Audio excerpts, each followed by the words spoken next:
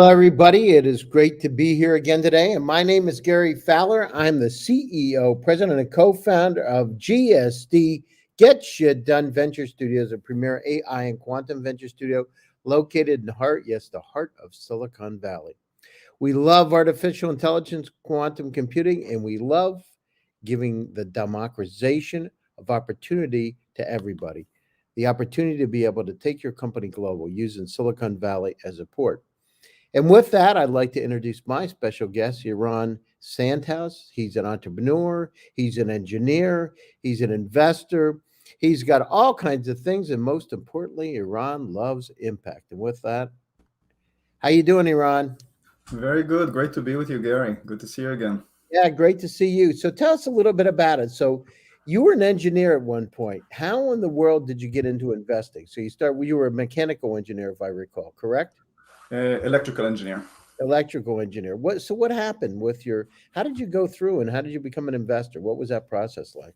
Wow, gosh, that's a long journey. So yeah, I got here by mistake. So I'll tell you what happened. I actually started as an engineer, worked in semiconductor for about 18 years. I led different business units, but I think at the heart of it is not really what I learned. It's really who I was in the process. So I think, as you said, I'm, primarily been an entrepreneur really all my life, and I've done that at the beginning in large companies, created new endeavors. I got trained in the semiconductor space. When you create a semiconductor, you have to think 5 to 10 years out before you actually make any money from what you create, and it's a very big investment. So over there, I got trained in imagining the future and standing in the present, creating what the future is going to look like. And I've done that again for such a long period of time, leading global business units, that the mindset starts to click in that way. You start to think, okay, what the world is going to look like? What does the world need? And after doing that for about a couple of decades, call it my midlife crisis around 45 years ago, I went through a process to really figure out what is it that I really Wait a want to do minute, in your life. midlife crisis, how many years ago? 4. I thought you said 45. I'm like, oh my God, where are we going with No, this thing? when I was 45, I yeah. was gonna say, well, I want some of that elixir because it seems to be working. Yeah, I know. I look especially good on Zoom. Thank you. I got good genes. No, and even on StreamYard, you look exceptionally good on StreamYard too. I got to tell you. So, okay, Thank so you, Gary. now, what was the journey like? Did you grow up in Israel, or how? Is because I know you went to university in Israel, correct? And then you went to Singularity. Yeah, yeah. But first of all, look, I grew up in a very normal family over in Israel. Both of my parents are artists, so they think very different than engineers. And when it was high school age for me, they took me and my brother to New York City, and that's really a part of the journey because I got to attend the United Nations International School in New York, and that got me, I think, first of all, to connect with people from anywhere, and the second thing is really to think, big and global. And I've learned that, again, that was ingrained in me, between the ages of like 16 and 18. And afterwards, I went to university in Israel, Technion and all of that good stuff. And so that was all there. So, and how do I'm trying to think. So you lived in Shanghai for a couple years, correct? Yes, yes. Yeah. In the process, when I worked at TI, I was running a global business unit. And, together with them, I did a relocation over to Shanghai, and I created the business unit for Internet of Things in China, which was Well, how phenomenal, was by it the way. living in Shanghai? Yeah, it's first of all, it's not. There's a difference looking at things from the outside and being in there. When I visited there, I didn't quite grasp it, but when you start to live there, you have a team, you get to live. You really see that there's you get to live the revolution of China. At the time that I was there were 50,000 expats, and every single one of us were building something exceptional. So you get to see it. I think it's probably like New York was when it was built, I don't know, call it 100 or 200 years ago. You get to see it all come together, the infrastructure, the people, the energy. So I loved it. I mean, there were challenges, of course, with understanding the culture and the language, but, once you start to get accustomed, it's phenomenal. And did you like it there? I mean, it's like, what were like some of the big striking differences between China and the Western world? You would say, was Yeah. interesting for you. Well, they're very substantial. I would say actually that the culture in China is closer to Israel than to the US. And that was the Hmm. first thing that kind of struck a And difference what do with you me. mean? Like, what do you mean closer to Israel? In what ways? So Israelis are typically very entrepreneurial. They will take some risk, to go to create. They will experiment with something, even if it will fail, and then they're going to go on and do it again and again until it works. I think in China, I had a team. Sometimes we had an idea. I used to go out, I went on vacation for a week and I came back, there was a prototype. Okay, Oh, when I that's led it, fantastic. I love that. That's great. it didn't quite work, but it was a prototype, and then we got to iterate. So I love the energy and the speed behind it. And, the equivalent, just before that, I had a team over in the US and, we had an idea. We went into a planning session and there was a strategy and we had to put a budget and, that took 3 months. So I would say that, both places you kind of get a result, but the path is very different. And in China, everything is very iterative, very quick. And you just get there. I think it's more, from that perspective, I think it's more accustomed to the Israeli style than the American one. Got it. And then, so what made you decide to leave? You were at Texas Instruments for what, 9 years or so, right? So you started Yeah. out in marketing, and what made you decide to leave and come back over? And I guess you came to the Bay Area, correct, with Qualcomm and in Cyprus. Yeah, that's true. So first of all, I'll tell you the simple answer is the first one is my wife. Okay, so all the big decisions, I let her kind of figure out where we're going to land, and I sent her to multiple locations to scout out. And at the end, Silicon Valley was the one that we're most excited. There's amazing opportunity in terms of the people here and the technology that gets created, and I wanted to be part of that, really, part of that revolution. Whenever I lived in Texas and I used to fly to Silicon Valley, it wasn't the same that you come for a visit and you fly, at the end of the day. So that was, I think, the biggest one for me, to be part of where things are really happening, the mecca of technology. How does this compare to Israel in terms of Silicon Valley, in your perspective on how does it, what's the differences between, Haifa and here? Yeah, they're substantial. First of all, I think Tel Aviv is probably closer now. So if I were to take a look, maybe like 7-8 years ago when we came to Silicon Valley, the scale of it, what happens here is just a different level. The amount of funding that gets happened, just the sheer number of people, the talent that's around here. All the corporations that are here are kind of feeding into the startups and vice versa. There's a symbiotic relationship, and everything is within, call it a few tens of miles radius. So you can really get a lot of stuff done, and you can create velocity. In Israel, that was not the case 7 years ago. The VC industry was still, not comparable to what's happened in Silicon Valley. Entrepreneurs were, getting started. A lot of them had to go, to different places to learn how to do this in an international scale. And I think now it's starting to catch up. I would still say that Silicon Valley is another order of magnitude in terms of, again, the flow of capital, the big ideas. But I do see Tel Aviv being very synergetic to that effort. And in fact, the deal flow that I see from there is really great. Oh, that's fantastic. And what do you think about, people talk about the demise of Silicon Valley and Austin and Miami. What's your opinion? Where are we now compared to where we were 5 years ago? Do you think that that the companies are moving out of the valley and the startups are moving, or what's your opinion? Yeah, it's a very good question. So, look, 2 years ago when COVID started, right, people could work from anywhere, and that's still the case, to some extent today. And with that kind of, rent is so expensive here. Everything is really expensive in Silicon Valley. It makes a lot of sense for people and for corporations to start to say, okay, let's go to Austin, let's go to other locations. I don't think it's the demise of Silicon Valley. Okay, I think some corporations actually are trying to get their people back. I think there's a massive difference when you interact with people in person versus online. You don't create the same level of intimacy, the creativity. There's a lot of tools there. Things got a lot better thanks to Zoom and a lot of other teams and whatever. But it's not the same. I get to see for myself when I go to a conference now and there are people there. There's so much communication that we have that's nonverbal. That's just being with another human being, looking at them in the eye, talking. I don't think that's replaceable, and I think that Silicon Valley will remain the mecca. There's going to be probably the other locations will grow. The contacts and the network are really important because it was really hard to do deals.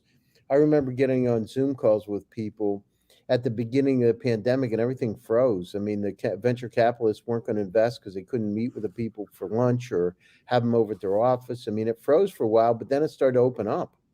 Right. And then you started to see companies worldwide starting to do business and investing without ever seeing the company, because they got to the point where they had mandates where they needed to invest and they had no choice but to deploy funds, right? So it's interesting how it's taken place. I'm here right now in Palo Alto, and you can see that there's a difference here in terms of the number of cars on the street, in terms of, I don't know about you, but I don't know what it's, are you in San Francisco, correct? Or are you in, No, I'm in the Bay Area. yeah. So I just see, it just seems like there's a lot less cars. I know the restaurants aren't nearly like they used to be. That's for sure, Yeah. right? It's a lot different. It probably, uh, well, depends on the restaurant, 40% less, 30, 40, maybe more less. And I'm not sure that's because of the economy or it's because of people moved, right? They're working remotely. And, you hit the point, the taxes are so high in California, it's really not easy, right? When you pay the person, when you go to states like Nevada or Florida, where there's no state income tax, it Mhm. changes the game. Plus, you can buy a house that's, for a third of the price, it's twice as big. Yeah, look, you bring a great point. I do see the difference as well, the same one you mentioned. I think the future is not going to be either or. I think it's going to be hybrid. Mm-hmm. If you take a look, by the way, of housing prices here in Silicon Valley, I mean, the houses went up, I think, 25 to 30% in the last couple of years. Mm-hmm. So it does mean that there's more Yeah, I demand mean, but while the there's a Iran, supply. I mean, I don't know about you, but it's like interesting for me. How in the world, my friend, I was in his place last night. He said he's renting. It's $7,600 a month for his house. And it's not that big. I mean, honestly, it's not a huge house, right? It's Yeah. down in Los Altos. I mean, that's a lot of money when you take, you got to be making 35, $40,000 a month to be able to afford a house like that. I'm just saying, it's just, we got to be careful. We don't price ourselves out of the market too. I mean, it's got to get to a point where, if there's no affordable housing, how in the world can startups come here and get into a house that costs $7,000 a month, even Well, 3,000? they may not. Look, I think there's going to be a bit of a survival of the fittest situation. The people that really need to be here or really want to be here will be here, and a lot won't. Mm-hmm. If you take a look at the demand for employees, I mean, it's really massive today and global. So I do believe that there's going to be a hybrid model in most of the companies out there, and there's going to continue to be a lot of demand and a critical mass in Silicon Valley that's not easy to replicate. So I don't think it's Got going to it. be one or the other.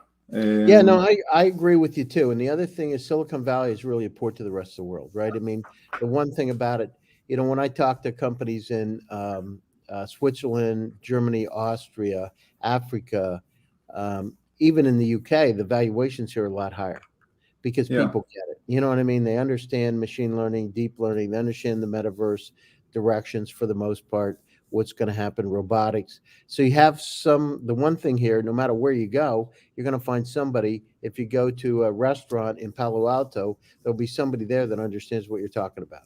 I mean, no matter what it is, for the most part, Right. right? And that's But a what go it ahead. does mean, by the way, what you just brought up is I think the dynamic moving forward is going to be that the question is how do you build trust in different places? To your point about making deals. At some point, by the way, we have made also deals, without seeing the company physically, and that's a hard Mm-hmm. thing to do. That was unthinkable like 3 years ago. Mm-hmm. But what I mean is now, if I take a look the way that we do it now, and I think it's going to be the same for corporations, for any company. We have people that are placed in different locations on the planet, and I can go send someone that I know that's going to go talk to them, see them, whatever, right? So how do I get more and more people that I trust, okay, to become my eyes and ears in different location? And if you think about the dynamics for corporation that are going to have hybrid sites, the main question for them is how they're going to have like a leader on site that they can trust. So it's a question. I think it's going to start to be more than just like one location. It's going to be hub and spokes, and that's the way we're going to start to get ourselves reorganized. Well, and I think you're right in terms of the hub and spoke situation because, we do have these technologies to be able to help. We do have incredible people all over the world. Intellectual capacity is evenly spread, but opportunities are not. Mhm. So if you have a labor shortage, would make a whole lot of sense if you can find those kind of that talent in Atlanta or Miami or Orlando or Brooklyn. You would go after that talent and curate it and make them become part. But that brings up another set of questions and issues, which is you need to have those systems in place to be able to, like a StreamYard, like we have here, was developed in 2018. Like a Zoom, the technologies can help collaborate and share because those things are going to be really important. And the other thing is, the mental stability of the people that don't get to come in the office and the socialization aspect, which you said it's really important. Is how do you socialize the people? I mean, we're not meant to be alone in a room all day long with no access, no. I mean, there's one thing about sight and sound. There's another thing about smells and being around people, and Yeah. the human contact's really important. So it's going to be interesting to see how that hybrid model works and how we can bring everybody together using the technology. But the companies that don't do it are going to fail. There's no question in my mind they're going to fail because the world's changed so much. And oh, by the way, it's not just the U.S. There's 1.4 billion people in Africa in 54 countries, 647 million people in Latin America today. And there's incredible talent down there that can be mined. Yeah. Places like Chile and Brazil and Argentina that just need the conduit to be able to do it. So I remember back in 1998 when I was on the original management team of Click Software out of Haifa, and we were one of the first Israeli companies that came over. And it was called IET, came out of the Israeli military, primarily as a contractor, and came over to the U.S. with a dream. Though nobody had done it. I mean, few people Hmm. had done it at that point. But it was interesting to see how the transition's taken place from then, when we did an IPO in NASDAQ, till today, where there's all kinds of Israeli companies. And oh, by the way, I don't know about you, but one of the things that comes to mind is, people talk about this being diversified out in the valley, and places like the U.S. aren't keeping up with artificial intelligence and quantum. And I see a bit of it. I think we need to focus more. What's your opinion, and how can we increase those pool of resources? So as you invest in impact, right? Hmm. So to be able to address these pressing issues that we have around us. Yeah, so I think there's two pieces. First of all, since we spoke about China at the beginning, I think what China has done really well is that they put a lot of government money, okay, behind AI, okay, as a national priority. I hope that the U.S. will do the same. I mean, this is not something that you and I can solve here, Gary. Okay, but that's the biggest thing that fundamentally I think can spin things forward. The second one, of course, is there's going to be economic incentives, so companies getting created. And again, as an impact investor, I spend a lot of time around AI because we're looking for areas where there's scarcity and we can turn into abundance. And AI can do a great job, either complementing human beings or in some cases replacing or augmenting, whether it's medicine or precision agriculture. All of those are really fantastic trends. And what I can share with you is, thanks to the evolution of AI, abundant compute, it's now a lot cheaper to create a company, to run a company. You can do things in the cloud that you couldn't do before. I do see more and more companies utilizing it, probably to the effect, I would say, of, I don't know, probably 60 to 70% of the companies that I see. So the attraction is there. Entrepreneurs are going in that Well, I mean, direction the thing because, is, it's data, right? We're in the state of infobesity, and the companies that don't understand the data and how to be able to serve their customers better are going to fail because the customers are also inundated with so much information. They need to have tools that can assist them, that can help them make the right decisions, or help make the decisions for them, right? So, anticipate what kind of things you're going to need or want, present those to you, anticipate what's going to happen in terms of preventative maintenance, and address it before it becomes a problem. And these new, not smart but intelligent systems are going to be really important worldwide. Look at this. There's 59 zettabytes of data on the planet Earth today. If we took CDs or DVDs and stacked them one on top of another, it would go 45 times between Earth and the moon today. yeah, So in that problem, that information's doubling, or excuse me, growing at 68% per year. Eran, in your own universe, so you got about 300,000 items in your personal cloud. That number, the entire World Wide Web in 1996 was 257,000 websites. You, Eran, have more information in your personal cloud, the entire web. The challenge is it's following the same trajectory as the web, which means it's doubling every year. In 5 years, you're going to have 10 million items with the Internet of Things. How in the world? Think about it. You're a really smart guy, electrical engineer, started companies. But how many times the last 2 weeks has somebody said, Eran, I've sent you an email. Did you get it? Or message? Where did you send it? And you're smiling, right? Because I have the same thing, right? yeah, you're I right. sent it to your email. Which one? I don't remember. Then you look for like 2 seconds and not really look because you're not going to find it. And you come back with, will you send it again? I can't find it, right? Gary, I thought this was only me. Oh my God. Think about it. Think about the challenge. And this is the Yeah, data problem. I talked to the head of the quantum lab at Harvard, Pranea. I mean, this yeah, is a kind of, it doesn't matter if you're at MIT, Harvard, doesn't matter, Oxford, you still had the same problem as infobesity. And this, I mean, how many times do you pick up your phone every day and look at your emails? Every I'm 10 embarrassed minutes? to say. Embarrassed. No, 10 minutes Well, is probably in a good day. But look, yeah, I'll share with you something. I was joking. Just this morning, I spoke to my wife and I told her, like, I think that people, if people are not good in whoever is not good in multitasking is in trouble in this world now. Okay, yeah. like really, just the amount of information coming at us, it's like you have to run just to stay in the same place at this Well, I point. And mean, you're right. and then, It's and then the other stuff, there's so much BS out there. I know that yeah, somebody made a mistake a week and a half ago and thought that I died, right? And so in India, because there was a name of somebody in New Haven, Connecticut, yeah. the same as me, they put an obituary with my picture. It's on 100 different websites Oh right now wow. that I'm dead. My wife calls me up. I'm riding my bike. She said, "Are you okay?" And I said, "Yeah. Why?" She said, "I just saw your obituary on the internet." And I'm like, "What?" And I go out and somebody did it, and then it became viral. It's a lot of BS, but I mean, it's crazy, right? And I mean, I'm living. In fact, I'm writing an article for Forbes about it. It's like we got to be very, very cautious about the information Yeah. that's out there So because it's like, congratulations for being alive, Gary. First of all. well, I mean, I feel honored because they're really nice obituaries for the most part. But I got to tell you the other thing, they bullshitted so much in them and made it like way better than I am. Like I couldn't believe it. Like they took um, some flexibility and stuff they Yeah. didn't even know about, And But then Gary, they said the cause of death is undetermined. I'm like, nice. hello. Well, first of all, you got to see what people will say about you after you die. For most of I us, that's kind of not the liked it case. because they had my picture and everything. It was really nice, actually. But Gary, you said something really important that kind of got me thinking. I think one of the biggest epidemics that we have, I'm not talking about COVID, it's actually the lack of awareness. The attention deficit disorder. I think about myself growing up in the 70s and 80s. We used to read the book, we used to go downstairs, play with the friends, and I'm not going to romanticize it. There was a lot of stuff that didn't work either. But just the sheer amount of attention we're giving to stuff, I think that's at the source of a lot of issues these days. If I think about like even depression, anxiety, you can start to see the connection between all of those, and there's definitely going to be a need for that. Well, I mean, the depression and anxiety is because people don't know. They can't figure it out. They're so blasted with information, in my opinion. And, everything, it's not like before where you had a chance to breathe. It's like somebody wants something done, they want it now. Somebody needs, on one side, the convenience of using the web, using tools to be able to get things done is great.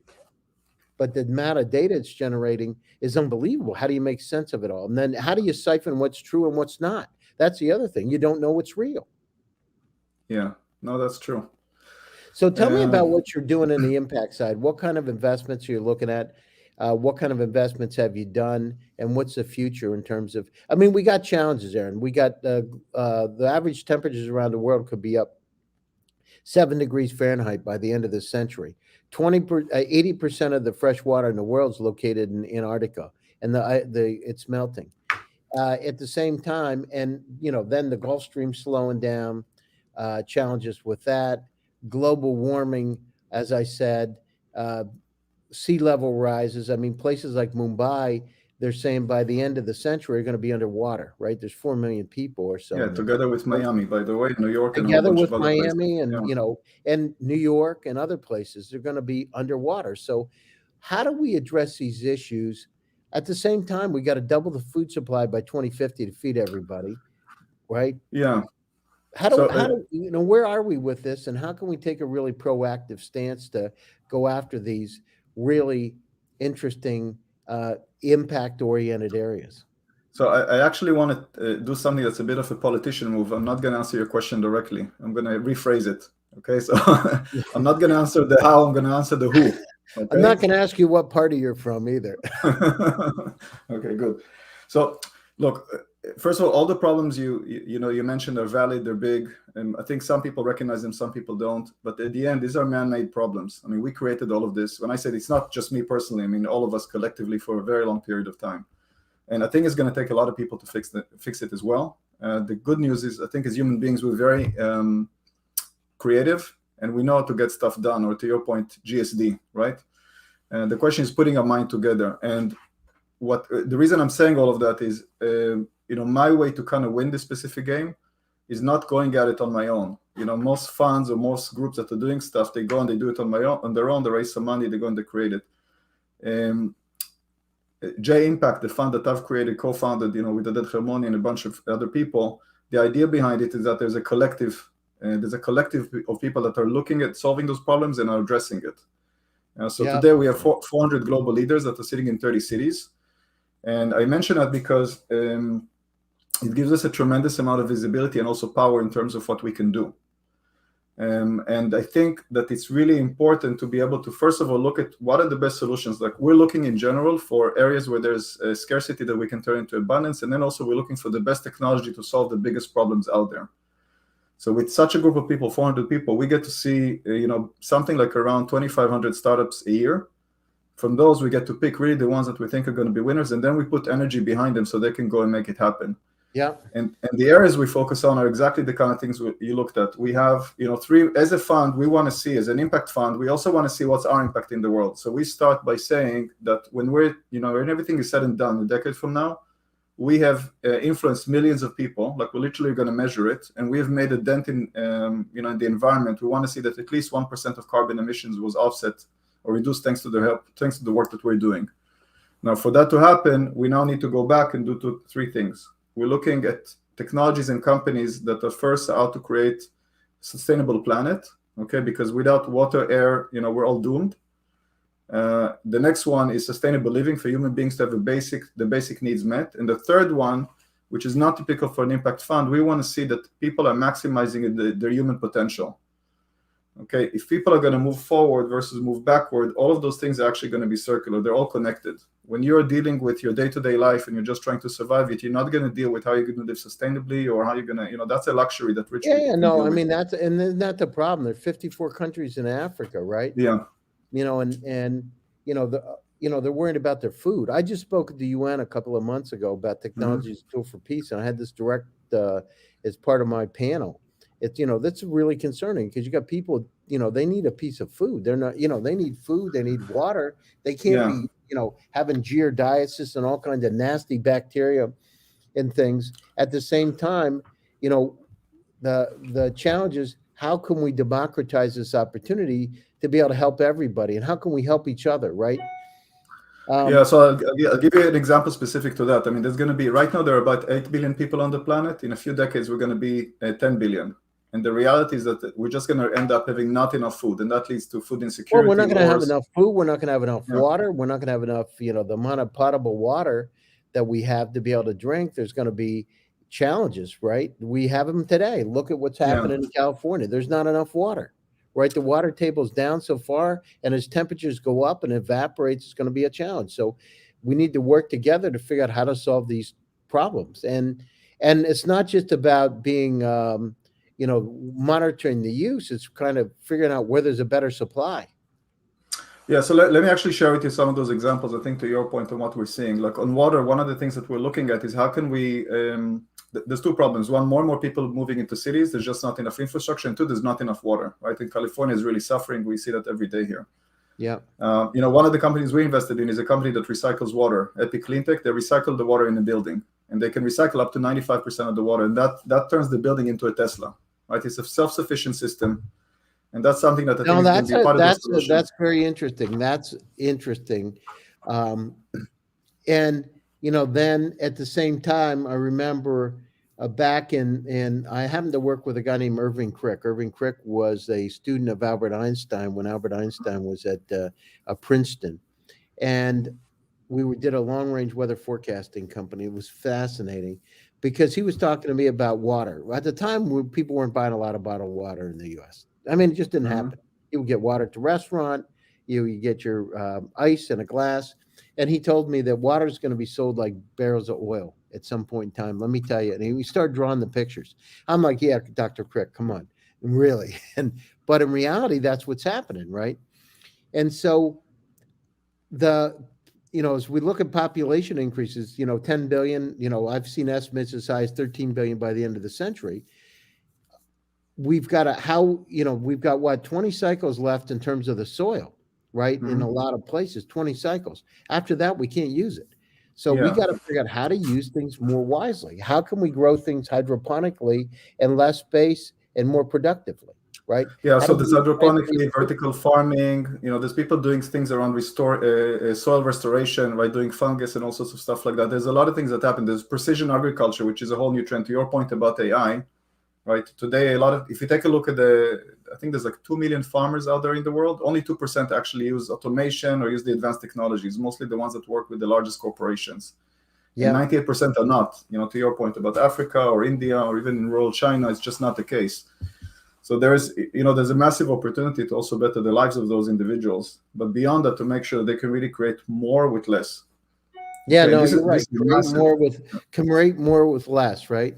We're going to increase the efficiencies. And at the same time, as our population grows, not only from the number of people being born, but the average life expectancy going up to 150, then things change, dynamically shift. How do we take care of, universal basic income? What happens when we have robots and which is happening in some places now, already started?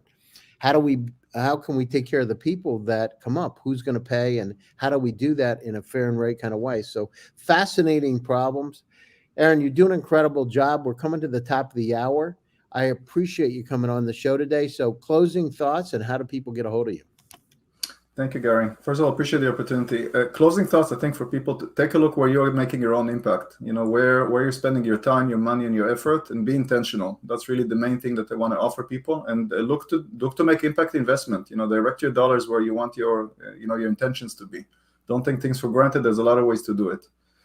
And No, I agree. I agree 100%. And how do people get a hold of you? What's the best way to reach you? yeah, the best one, they can reach me via LinkedIn. Okay, so Eran Sandhaus on LinkedIn, or the other one is just email, eran@j-impact.fund.